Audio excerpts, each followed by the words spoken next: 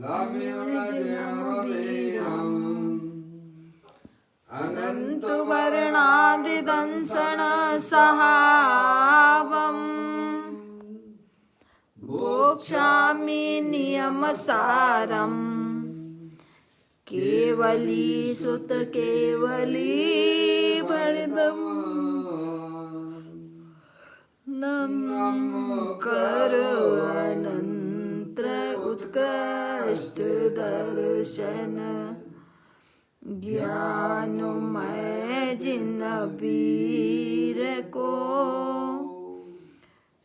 कहो नियम सार सो केवली शुद्ध केवली पर कथित को। श्री नियमसार जी नामक परम आध्यात्मिक ग्रंथ स्वाध्याय हेतु में विराजमान है। आज से 2000 वर्ष पहले इस महान पवित्र ग्रंथ की रचना आचार्य श्री कुंद देव द्वारा इसी पवित्र भूमि पर की गई और इसके टीकाकार पदम प्रमलधारी देव मुनिराज है। ग्रंथ का नाम नियम सार है। नियम से करने योग्य कार्य अपनी आत्मा में नमस्कार। नया साल कोविड-19 वैक्सीन के रूप आशा की नई किरण लेकर आया है। सम्यक ज्ञान वैक्सीन सुरक्षित और प्रभावी है और कोविड सम्यक चारित्र रूपी इसलिए भारतीय वैक्सीनों पर निर्मल पर्याय वैक्सीन अवश्य लें और अफवाहों पर पवित्र पर्याय दवाई थी और कड़ाई थी। वैक्सीन के साथ मोक्ष मार्ग रूपी पर्याय को प्रकट करना, और अपने हाथों को बार-बार अच्छी तरह से धोएं। क्योंकि वह पर्याय स्वयं सुख स्वरूप है और अनंत सुख का कारण भी है। अनादिकाल से हमारे आपके आत्मा में पर को अपना जानने वाली, पर को अपना मानने वाली, पर के साथ संबंध रखने वाली ऐसी मोह राग देश रूपी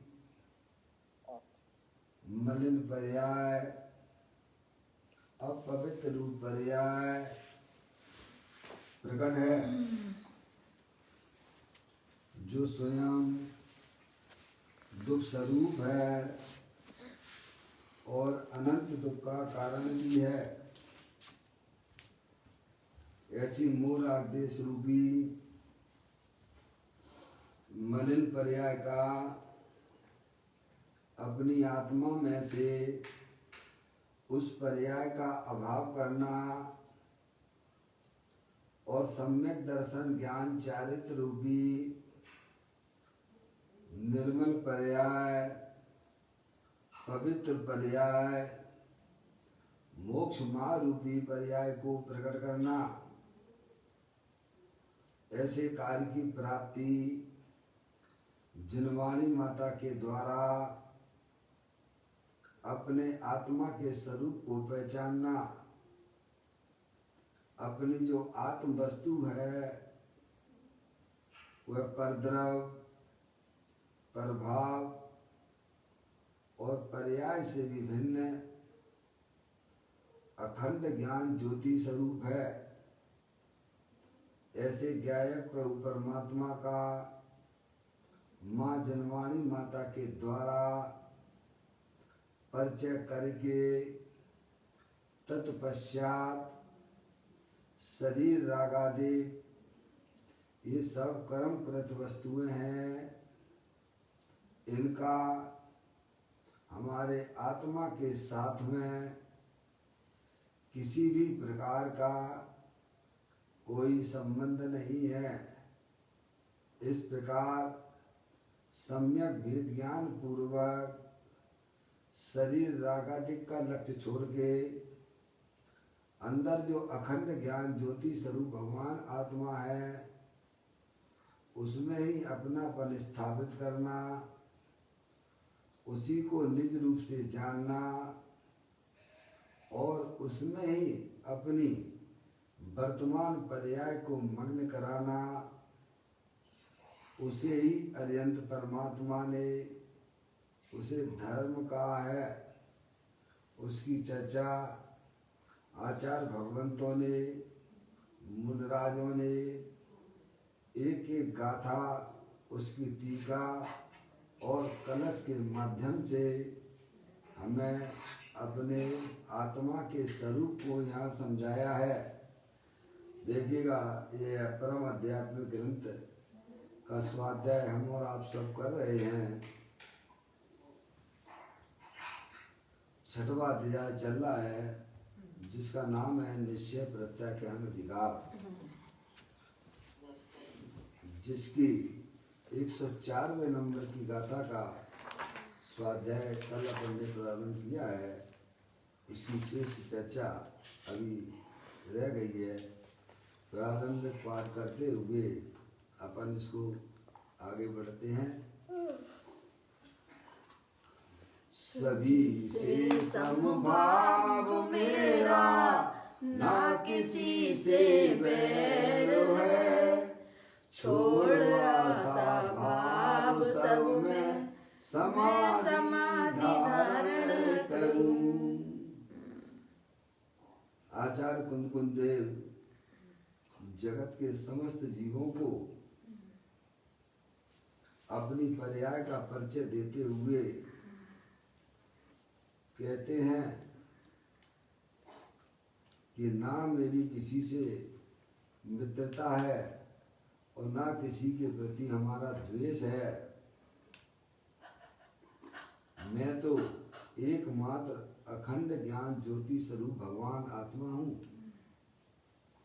इसीलिए मैं समस्त परद्रव्यों के प्रति राग देश की प्रवृत्ति को छोड़ता हुआ अंदर जो अपना अखंड ज्ञान ज्योति स्वरूप भगवान आत्मा है, जो कि सुख शांति का भंडार है, मैं अब उसके पास में जाता हूँ।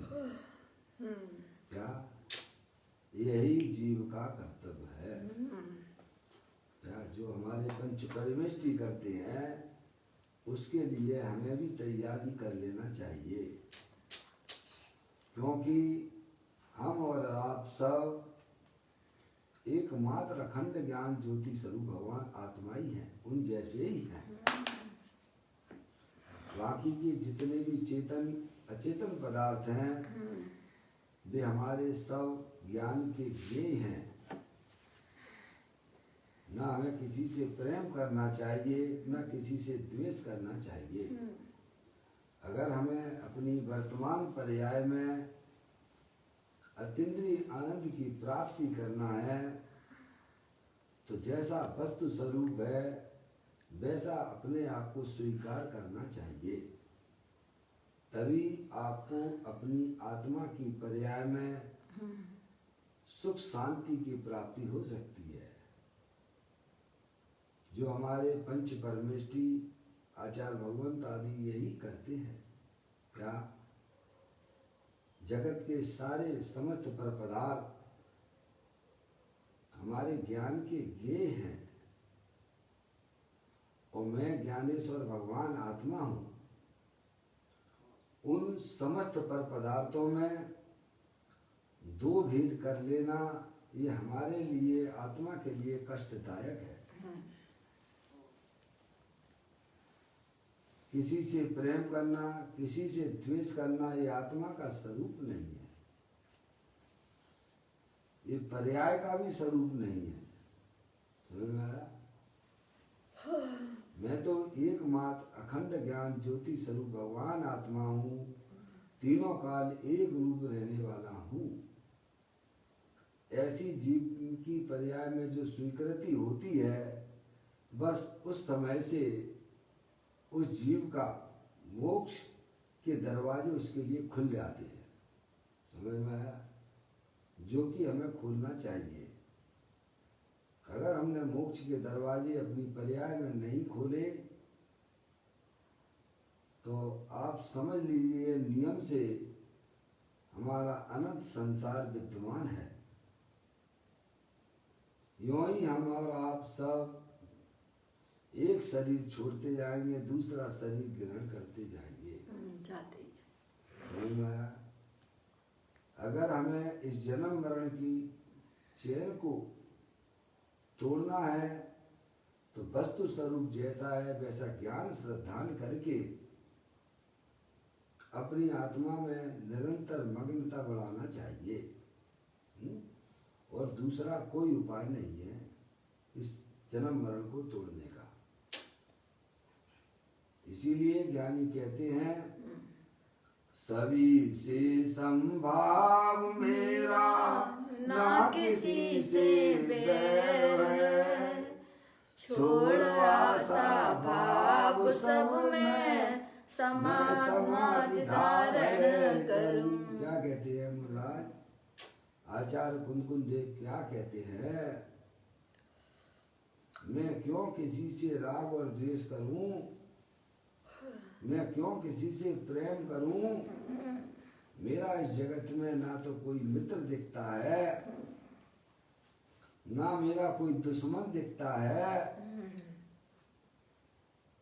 वे तो सब हमारे ज्ञान के ज्ञेय हैं। और मैं ज्ञानेश्वर अखंड ज्ञान ज्योति स्वरूप हूँ। इसीलिए वह पर्याय वहां से व्यापृत हो जाती है और अपने चैतन्य स्वरूपी भगवान आत्मा में अनुरक्त हो जाती है। जहाँ पर्याय पर से विरक्त हुई और अपने गायक प्रभु परमात्मा में अनुरक्त हुई, वहाँ समझ लेना चाहिए पर्याय में समता आनंद की धारा प्रारंभ हो जाती है।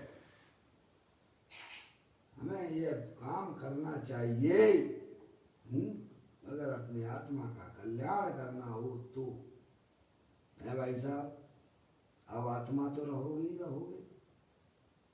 भले ही हमने अपनी आत्मा को अपनापन नहीं दिया है, ऐसा तो नहीं कि आप शरीर हो जाओगे, ऐसा कुछ लगता है क्या?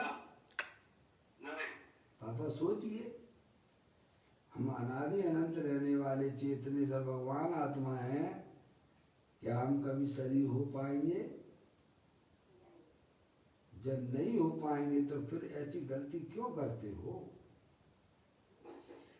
अपने आत्मा में अपनापन स्थापित कीजिए, अपने आत्मा को पहचानिए। हमारे पंच परमेष्टि की पर्याय में दुख चल रहा है कि सुख रूप परिणति चल रही है, इतना ज्ञान तो करो। हमारे पंच परमेष्टि की पर्याय में दुख चल रहा है कि अतीन्द्रिय आनंद की धारा चल रही है। पंच परमेष्टि के यहाँ आकर जन्म लिया है, फिर भी पंच परमेष्टि को नहीं पहचानते हो भाई। गजब हो गया ना। जिस घर में तुम पैदा हुए हो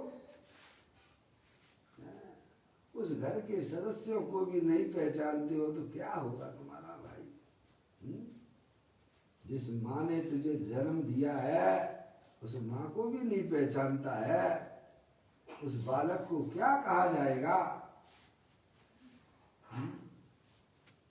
उसी प्रकार मेरा आत्मा या पंच परमेष्टि के यहाँ के जन्मा है।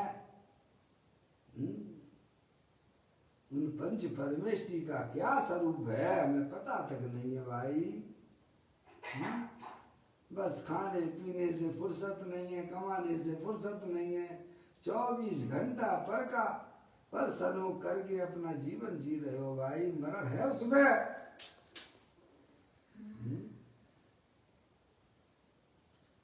आचार्य कुंदकुंद देव कहते हैं मैं तो एकमात्र ज्ञान स्वरूपी भगवान आत्मा हूँ, बाकी सब पर द्रव चाहे चेतन हो या चेतन हो वे हमारे ज्ञान के ज्ञेय हैं। समझ में आए भाई साहब? इसीलिए उन पर पदार्थों में हम ना तो भाई साहब दो भाग नहीं करते हैं। एक अच्छा है और एक बुरा है, ऐसे दो भाग करना हमारी नादानी हो जाती है। वो हमारे दुख का कारण हुआ करता है। यही एकमात्र सुखी होने का उपाय है। हम क्या करते हैं, स्त्री पुत्र आदि से प्रेम करते हैं और बाकी के लोगों के प्रति द्वेष का परिणाम रहता है। अरे भाई, वो भी तो तुम्हारे जैसे ज्ञान के किए है ना, क्यों ऐसी राग द्वेष की प्रवृत्ति करते हो भाई? ये तुम्हारे लिए अच्छी बात नहीं है। सब ज्ञान के किए हैं हमारे। मैं ज्ञायक प्रभु परमात्मा हूँ। ज्ञानी कहते कि हम अंदर के परिणामों में भी राग द्वेष नहीं करते हैं। रागादिक परिणतियां संसार अवस्था में होती अवश्य है, पर मैं उनका करता धरता नहीं हूं। मैं तो मात्र एक ज्ञायक प्रभु परमात्मा हूं। गजब है, ज्ञानी जीव का जीवन गजब है। यह चर्चा कल अपन ने पढ़ी। अब आगे आप निकाल सकते हैं नियम सार प्रवचन के माध्यम से। पूज्य गुरुदेव श्री इसी गाथा और टीका का स्पष्टीकरण कर रहे हैं।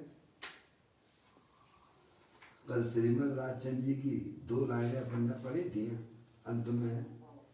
उसके आगे आप आइए, पेज नंबर 836 नंबर के पेज पे आ जाइए आप।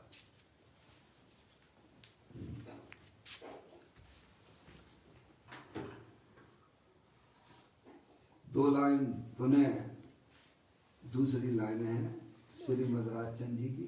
वो ये अपूर्व अवसर की।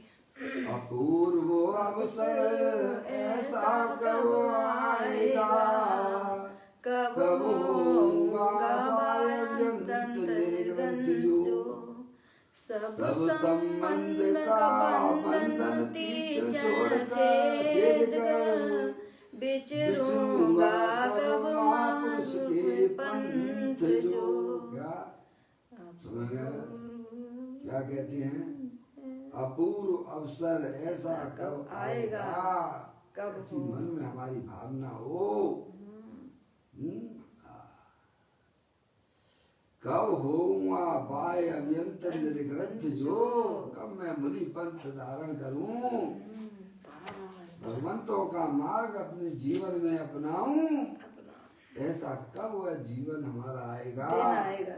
ऐसे भक्त की भावना अरिहंत परमात्मा के मार्ग की हुआ करती है।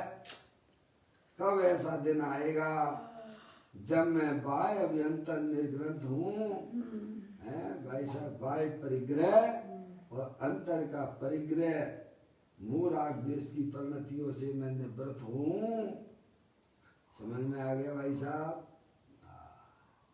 कब होऊंगा बाय अभियंतर निर्ग्रंथ जो है भाई साहब। आत्मा तो तीनों काल निर्ग्रंथ स्वरूप है, पर कहाँ निर्ग्रंथता की बात की जा रही है? बाह्य परिग्रह और अंतर अभियंतर पर्याय में होने वाले जो मोह राग देश के परिणाम, उनसे भी मैं निर्ग्रंथ हो जाऊं, उसी का नाम निर्ग्रंथ दशा है भाई साहब। बाहर का परिग्रह तो छोड़ देता है, पर अंतर का अभियंतर परिग्रह में आसक्ति पना पड़ी रहती है। वह हमारे मोक्ष मार्ग का कारण नहीं है, वो हमारे संसार का कारण हुआ करता है। मूल में हमें छोड़ना था अभियंतर परिग्रह, और बाहर के परिग्रह को छोड़ के अपने आप को ज्ञानी मान लेता है जीव। समझ में आया? अपने आप को धर्मात्मा कहने लगता है। मैंने ये छोड़ा, मैंने वह छोड़ा, मैंने स्त्री छोड़ी, पुत्र छोड़ा, उनके प्रति मोह छोड़ा कि नहीं छोड़ा? अरे राग छोड़ा कि नहीं छोड़ा? वो ज्यों का त्यों है भाई साहब। वो तो अंदर वैसा ही का हरा भरा हो रहा है। समझ में आया? मूल में तो उसको छोड़ने की बात थी। किसको? मोह राग देश आदि के परिणाम। मोह राग देश के परिणाम जो हमारे संसार का कारण होते हैं। अरे पर पदार्थ तो छूटा हुआ है, आत्मा ने ग्रहण कहाँ किया है? सबसे पहले अज्ञानता छूटती है, कि मैं मनुष्य नहीं हूं, मैं स्त्री नहीं हूं, मैं रागी द्वेषी नहीं हूं, मैं तो एकमात्र अखंड ज्ञान ज्योति स्वरूप भगवान आत्मा हूं। अज्ञानता छूट जाने के बाद फिर वह रागादिक परिणतियां भी धीमी पड़ जाती हैं, मंद पड़ जाती हैं। उनमें भी ज्ञानी जीव उनसे प्रेम नहीं करते हैं भाई। कहते हैं अपूर्व अवसर ऐसा कब आएगा, कब होगा पाए अभ्यंतर निर्ग्रंथ जो, सब संबंध का बंधन तीचर छेद कर, बिचरूंगा कब महापुरुष के पंथ जो। सब संबंध का बंधन तीचर छेद कर, समझ में आया? किसी भी पर पदार्थ से प्रेम ना करो, वे हमारे प्रेम के काबिल नहीं है। समझ में आया भैया? सबसे पहली शुरुआत यहीं से होती है भाई कि मैं चेतनेश्वर भगवान आत्मा हूं। मेरे आत्मा से समस्त पर द्रव्य चेतन अचेतन कोई भी हो, वे मेरे संबंध के काबिल नहीं है। उनसे संबंध तोड़िए और अपने गायक प्रभु परमात्मा से संबंध जोड़िए। तो कहते हैं सब संबंध का बंधन तीचर छेद कर। हम तो निरंतर संबंध बनाए जा रहे हैं। क्या है?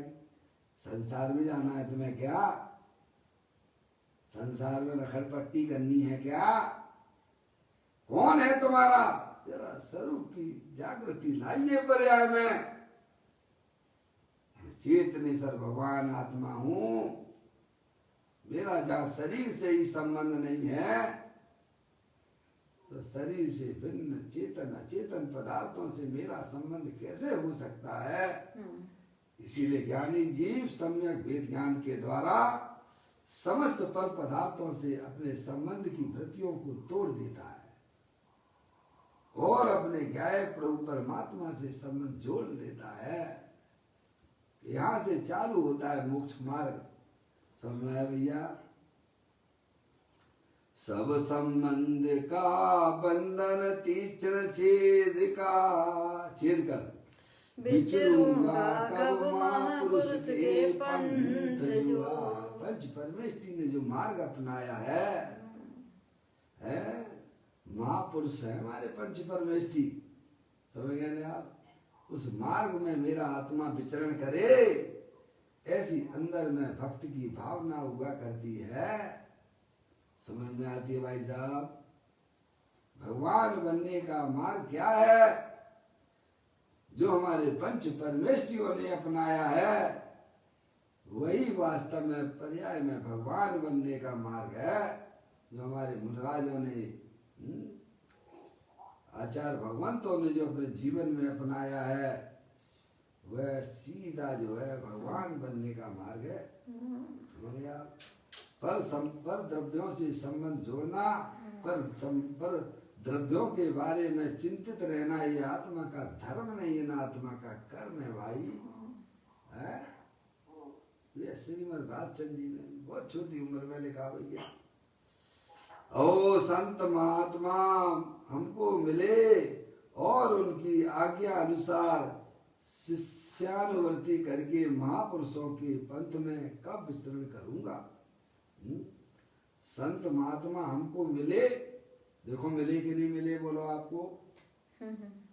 माँ जनवाणी है कि नहीं आपके पास में, ये बताइए आप। अरे उन्हीं की तो वाणी है ना, है भले ही अरिहंत परमात्मा का वर्तमान में विरह चल रहा है, लेकिन घबराने की बिल्कुल भी जरूरत नहीं है। उनकी वाणी तो हमारे पास में है ना प्रभु, है? संत महात्माओं हमको मिले और उनकी आज्ञा अनुसार शिष्यानुवृत्ति करके, कैसी? जैसी उनकी पर्याय की वृत्ति है उनकी है भाई साहब। गुरु और शिष्य की वृत्ति में अंतर होगा क्या? है जैसा गुरु करते हैं वैसा, तभी तो शिष्य कहलाओगे भाई साहब। साचा सच्चे से तो हैं? है जो गुरु के। ऐसा नहीं कि गुरु जाए पूरब की तरफ तुम जाओ पश्चिम की तरफ, क्यों? तो गुरु ही ना, वो शिष्य ही नहीं है। बोलो, गुरु और शिष्य में भाई साहब मेल जब होता है जब दोनों की परिणतियां एक जैसी हो जाती है। वे अपने आप को ज्ञाय प्रभु परमात्मा जानते हैं, मानते हैं, तो शिष्य का भी यही कर्तव्य होता है कि मैं भी जान देखने वाला भगवान आत्मा हूँ, शरीर में नहीं हूँ। पहले मान्यता ठीक होती है, तो जिस प्रकार से गुरु अपनी पर्याय को अपने ज्ञाय प्रभु परमात्मा में रमण कराते हैं, क्यों भाई साहब? ऐसा तो नहीं भाई साहब। गुरु जो है सामायिक करने बैठे शाम को, शिष्य गप्पे लगाता हो, क्यों? ऐसा होता है क्या? नहीं। तो तुम गलत दुकान पे आ गए हो भाई। गुरु अपने आत्मा के ध्यान में बैठे है और तुम व्यर्थ की बातों में अपना टाइम बर्बाद कर रहे हो, तो तुम उस गुरु के शिष्य नहीं हो सकते हो। जैसा गुरु करता है वैसा शिष्य भी वैसा ही करता है। समझ में आया? संत महात्मा हमको मिले और उनकी आज्ञा अनुसार है भाई साहब, उनकी आज्ञा अनुसार शिष्यानुवृत्ति करके, क्या करके? शिष्यानुवृत्ति लिखा है मौसी, क्या लिखा है? शिष्यानुवृत्ति।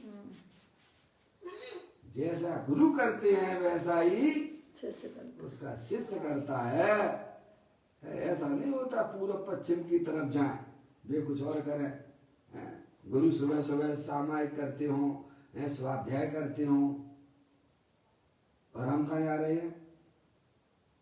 घूमने जा रहे हैं, गप्पे लगाने जा रहे हैं। तो तुम उस गुरु के शिष्य नहीं हो सकते हो भाई। शिष्यानुवृत्ति भाई साहब, जैसा उनकी ज्ञान की पर्याय में क्या चल रहा है, वे अपने आप को ज्ञानेश्वर भगवान आत्मा जानते हैं भाई। हमारा भी कर्तव्य है, अगर आप गुरु के पास आए हो, उसे वास्तविक शिष्य गुरु मानते हो, पहले गुरु की परख करना। दिन रात आत्मा का चिंतन मृद संभाषण में वही कथन जो हमारे आत्मा के कल्याण की बातें बताता हो, आत्मा के द्रव्य के बारे में बताता हो,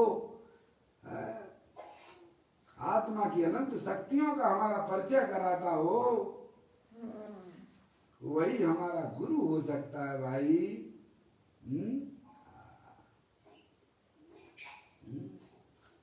और फिर गुरु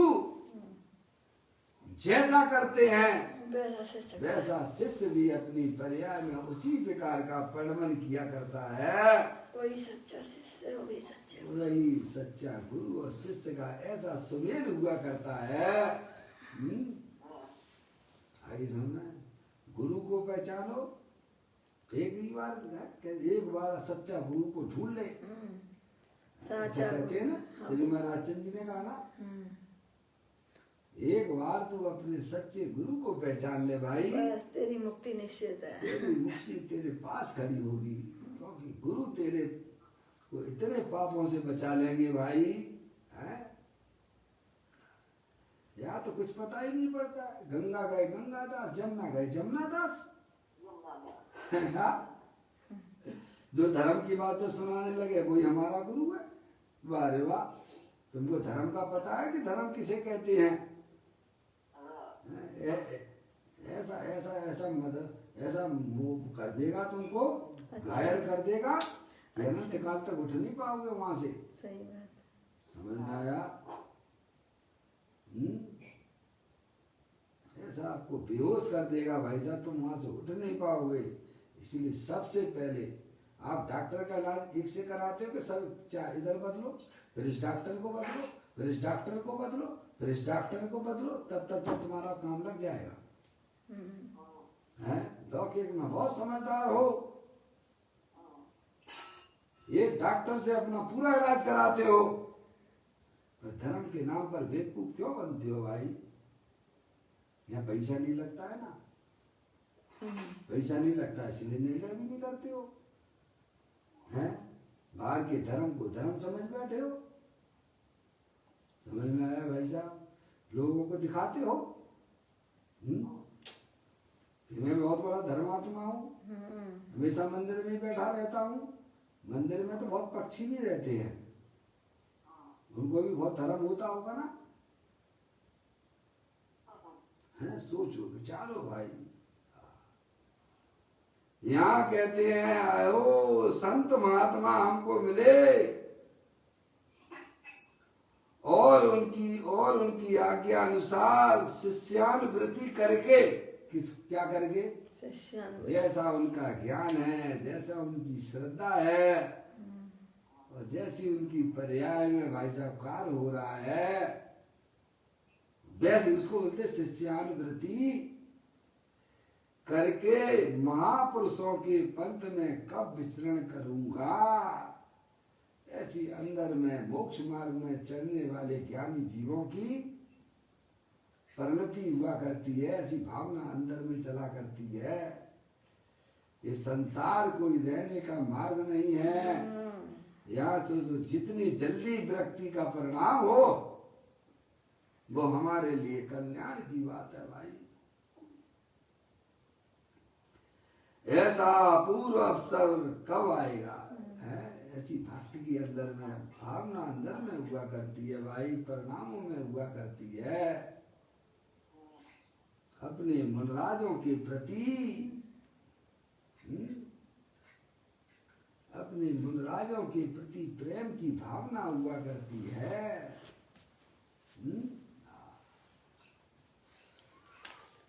उन्होंने ऐसी भावना सहित अपना देह विसर्जन किया था।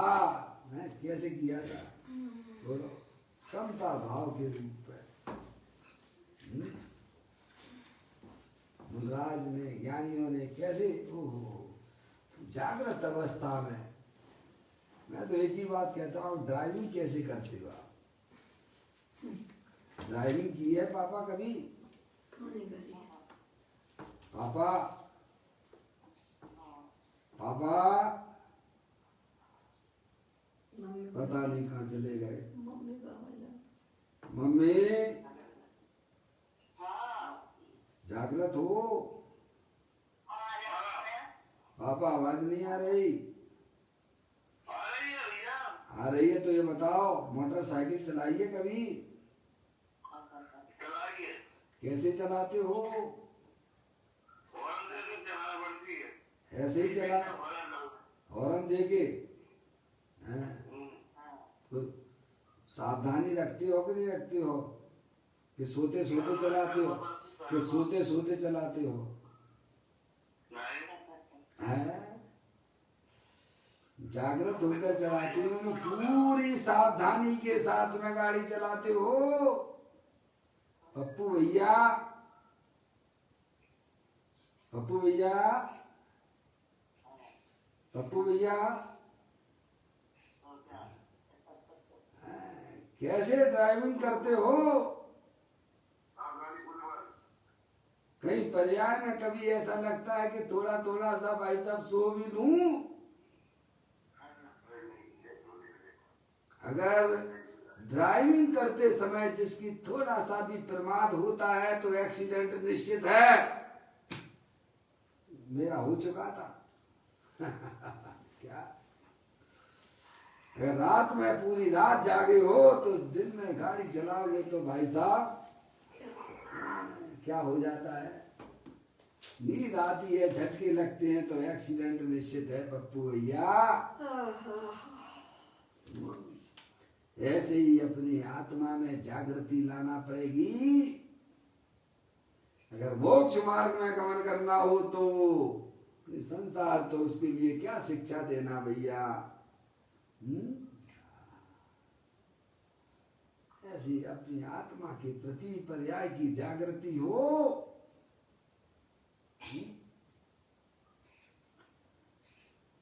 कहते हैं शिष्यानुवृत्ति करके महापुरुषों के पंथ में कब विचरण करूंगा, ऐसा अपूर्व अवसर कब आएगा।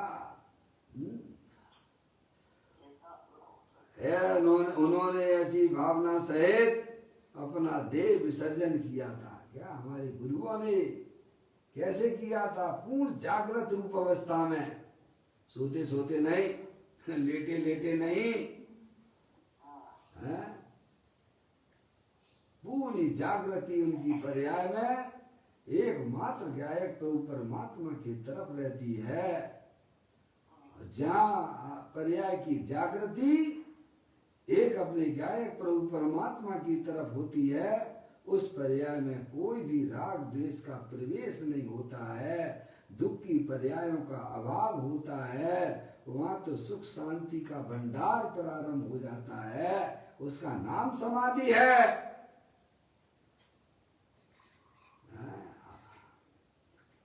कहते हैं उन्होंने ऐसी भावना सहित अपना देह विसर्जन किया था। और यहाँ तो यह पदम प्रभु मुनिराज वैसी दशा में बरतते हैं। क्या समझ लें आप? संयोग का वियोग तो होना ही है ना, सभी का होता है भाई। गुरु मुनिराज कहते हैं हमारे गुरु ने तो परम समाधि को प्राप्त हुए हैं। मैं भी उसी मार्ग पे चल रहा हूँ, अपनी पर्याय में पूर्ण जागृति है।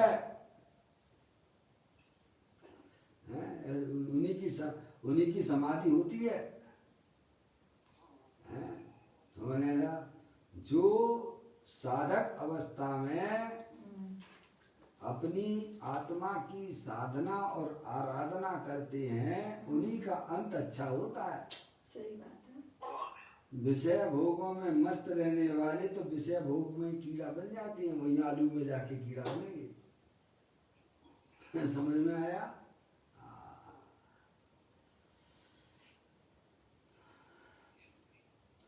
उन्होंने ऐसी भावना सहित अपना देह विसर्जन किया था। और यहाँ तो यह पदम प्रमलधारी देव मुनिराज वैसी दशा में बरतते हैं। क्या समाधि रूप पर्याय में? समाधि का मतलब यही नहीं होता है कि शरीर का वियोग हो जाना, उसका नाम समाधि नहीं है। समाधि यानी आदि व्याधि उपाधि रहित परम समाधि, समता अंदर पर्याय में समता रूपी धारा प्रारंभ हो जाना, उसी का नाम समाधि है। क्या ये समाधि ले ली? अरे भाई साहब, समाधि यानी क्या? पर्याय का संबंध अपने गायक प्रभु परमात्मा के साथ में हो जाना और निरंतर अपनी पर्याय अपने गायक प्रभु परमात्मा में रमण करे, उसका नाम समाधि है। समझ में आया?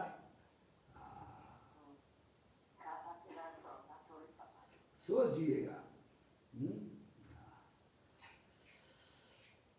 कहते हैं उन्होंने ऐसी भावना सहित अपना देह विसर्जन किया था। और यहाँ तो यह पदम प्रमलधारी देव मुनिराज वैसी दशा में बरतते हैं। इसीलिए कहते हैं कि हो हमें चैतन्य मूर्ति साक्षी है। क्या है? ये कौन है? चैतन्य मूर्ति साक्षी है। जगत के सर्व जीवों के प्रति हमें समता है। क्या है? गजब है। अपने भगवान आत्मा का आनंद लेना हो तो पर द्रव्यों में भाई साहब दो विभाजन ना करो, एक अच्छा है और एक बुरा है। नहीं भाई साहब, हमारे लिए तो सब ज्ञान के ज्ञेय ही है, कोई अच्छा नहीं है और ना कोई बुरा है। क्या मैं तो ज्ञानेश्वर भगवान आत्मा हूँ। समझ में आया?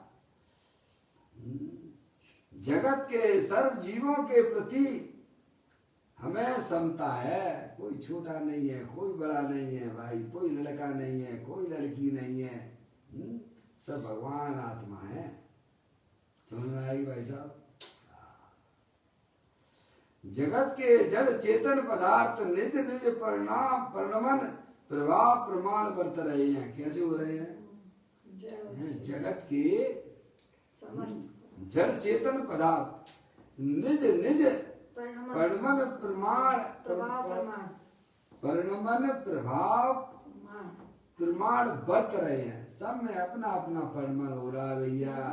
चेतन में चेतन का परिणमन होता है, जड़ में जड़ का परिणमन हो रहा है। मैं किसी का करता धरता नहीं हूँ, मैं तो एकमात्र ज्ञाता पुरुष भगवान आत्मा हूँ। ऐसे मन में जिनकी भावना हुआ करती है, फिर कर्तव्य बुद्धि का बोझ आत्मा की पर्याय में से चला जाता है। इसीलिए कहते वस्तु स्वरूप विचार के मन पावे विश्राम, रस स्वादत सुख उपजे अनुभव या को नाम। क्या भाई साहब, मन की चंचलता वस्तु स्वरूप का विचार करने पर भाई साहब शांत हो जाती है। भाई साहब, उसी को ज्ञानी जीव समता कहते हैं। चिंतन करो, विचार करो, जगत के स्वरूप को पहचानो कि जगत का प्रत्येक पदार्थ अपने में रह के अपना परिणमन करता है। मैं किसी के कार्य का करता धरता नहीं हूँ और कोई मेरे कार्य का भी करता धरता नहीं है। ऐसा ज्ञान और श्रद्धांज जीव की पर्याय में चलता है, उसकी पर्याय में समता रूपी आनंद की प्राप्ति होती है। इसीलिए कहते पहले दृष्टि सुधारो। किसको सुधारो? दृष्टि को सुधारो। जगत को देखने की दृष्टि बनाइए कि जगत के समस्त फल पदार्थ सब अपने अपने में रह के अपना परिणमन करते हैं। जड़ है वो जड़ रूप परिणमन करता है, चेतन है वह चेतन रूप परिणमन करता है। ऐसा श्रद्धा और ज्ञान ज्ञानियों के पास हुआ करता है। वह जगत को कैसा देखता है भाई साहब, और हम कैसा देखते हैं? करता धरता वाले जो दुखी होते हैं। जड़ चेतन की सब परिणति प्रभु कहते हैं जगत के जड़ चेतन पदार्थ निज निज परिणमन प्रभाव प्रमाण बरत रहे हैं। समझ गए ना? तू उनको दृष्टा रहकर देख। कैसे देख? दृष्टा हो गए, देख देखने वाला बन जाओ। मम्मी हम कैसे देखते हैं? जी हमारी बात सुनते ही नहीं है, जी हमारी बात मानते ही नहीं है। अरे भाई साहब, मान भी लेंगे तो तुम्हें क्या फर्क पड़ जाएगा? ये बताओ, तुम्हारी कौन सी लाठियां खुल जाएंगी? चेतन नहीं मोहन में थोड़ा क्षण विचार तो करो। अगर पर पदार्थ तेरी इच्छा मान भी लेगा तो तुझे क्या फर्क पड़ जाएगा भाई? क्यों ऐसी अंदर में आग्रह बना के रखा हुआ है? ऐसी आग्रह छोड़ दे पर पदार्थों के प्रति।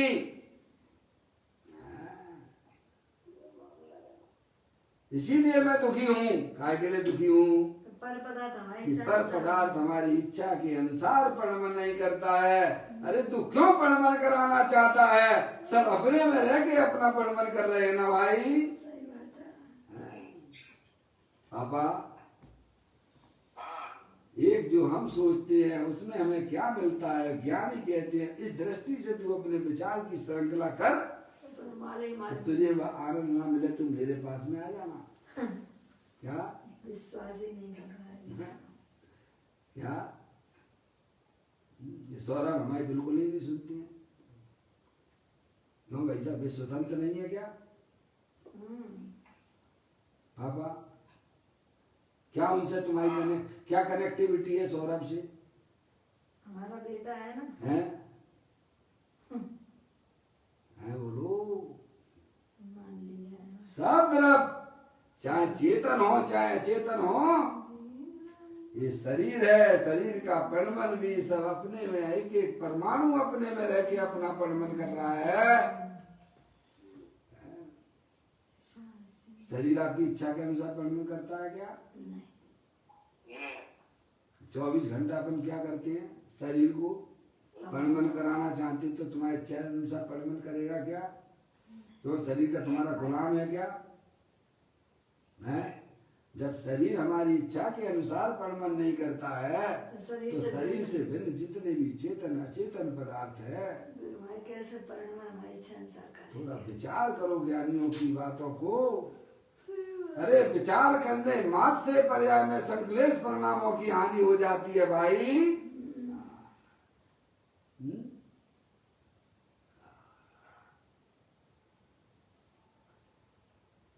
कहते हैं जगत के जड़ चेतन पदार्थ निज निज परिणमन प्रभाव प्रमाण बरत रहे हैं, तू उनको दृष्टा रहकर देख। दृष्टा हो, दृष्टा रहिए आप। जानने देखने वाले पदार्थ हो, जानने देखने वाली वस्तु हो, बस। अब क्या दिक्कत है आपको? अब दिक्कत तो ये है कि हम जो है अपनी इच्छा के अनुसार उसे परिमाना करना चाहते हैं, पर तुम्हें मालूम नहीं है कि वे तो अपने में रह के अपना परिमाण कर रही है। ये बात की तो ज्ञानियों को खबर है, इसलिए ज्ञानी ज्ञाता दृष्टा रहता है। क्या रहता है? समझा? कैसे रहता है? वो तो बस आनंद में रहता है कि देखो कैसे मूर्ख ज्ञानी जी कैसे लगे हुए हैं। मैं भी था पहले उसी तरह। जानता है जब तक हमें माँ जनवाणी माता का ज्ञान नहीं था, अपने आत्मा का ज्ञान नहीं था, तो मैं भी ऐसी मूर्खता करता था, पर उसका फल तो पर्याय में दुख होता था भाई। ज्ञान होने के बाद ज्ञानी जानता है कि समस्त जीव निरंतर दुखी हो रहे हैं, एक दूसरे के कर्ता धर्ता बने बैठे हुए हैं। तुम तो ज्ञाता दृष्टा पुरुष भगवान आत्मा हो। पापा वो फिल्म चलती है ना, पर्दे पे फिल्म चलती है ना, मूवी चलती है ना, उसके जो भी कलाकार होते हैं ना, वो डायरेक्टर होता है ना, अपनी इच्छा के अनुसार वैसे ही परिणमन करवाता है। एक बार मैं फंस गया था उधर अटेर में। अटेर बहुत छोटी सी उम्र थी, उस समय की बात है। तो वहाँ हीरो हीरोइन आए थे एक फिल्म की शूटिंग के लिए।